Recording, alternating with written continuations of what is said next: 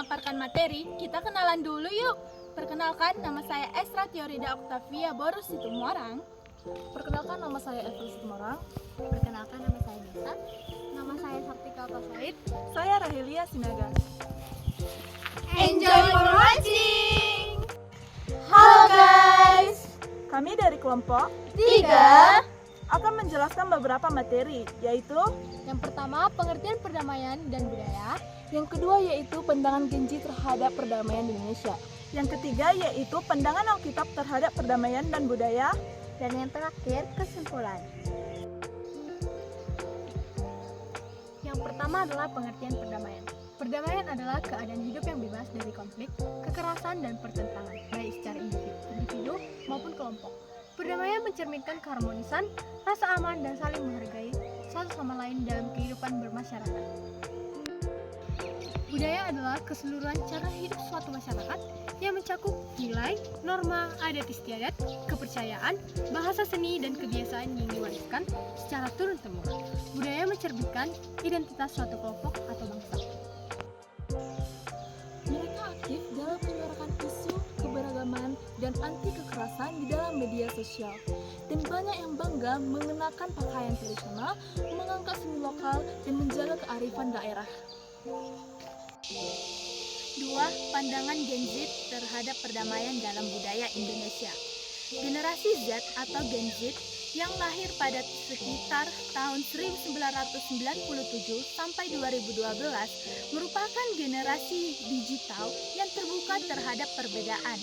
Dalam konteks budaya Indonesia yang beragam, generasi Z cenderung menunjukkan sikap yang relatif inklusif sebagai berikut. Gen Z cenderung mendukung perdamaian melalui kampanye damai di edukasi digital dan komunitas lintas budaya. Macam tak betul je budak ni. Nah, Alkitab mengajarkan kita untuk mencari perdamaian, menjauhi kejahatan, dan juga membangun hubungan yang harmonis. Sementara itu juga, perdamaian sejati hanya dapat kita temukan melalui hubungan yang benar dengan Tuhan.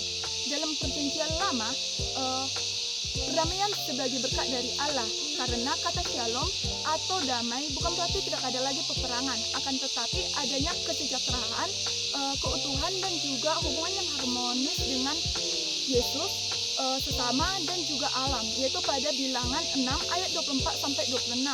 Nah, dalam perjanjian baru, Yesus disebut sebagai Raja Perdamaian, karena Yesus kita kenal sebagai Prince of Peace dalam Yesaya 9 ayat 6, dan juga di mana perdamaian sebagai jalan hidup termasuk mengampuni musuh kita, yaitu dalam Matius 5 ayat 6, berbahagialah orang yang mengampuni dan juga membawa perdamaian kepada sesama, sebab mereka akan dianggap sebagai anak-anak Yesus. Nah, perdamaian juga disebut sebagai buah roh, karena dalam Galatia 6 ayat 22-23, damai adalah salah satu buah roh kudus yang muncul pada orang-orang yang percaya. Nah, jadi perdamaian itu bukan berarti adanya lagi konflik, tetapi hidup dalam kasih, kesetiaan, dan juga keadilan. Alkitab tidak menolak budaya, namun harus memberi batas bahwa budaya harus selaras dengan kehendak Tuhan. Paulus memberi contoh adaptasi terhadap budaya lokal demi memberitakan Injil tanpa kompromi terhadap kebenaran. Nah, budaya juga memiliki nilai positif seperti gotong royong, hormat kepada orang tua, dan kesederhanaan, dan serta bisa sejalan dengan kehendak Tuhan. Halo semua, perkenalkan saya Rawati Jabar.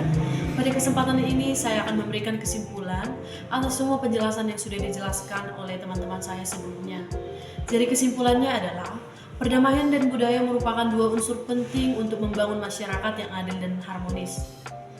Gen Z memiliki peran strategis sebagai agen dalam perubahan untuk membangun kedamaian di antara masyarakat lewat sikap terbuka terhadap keberagaman budaya.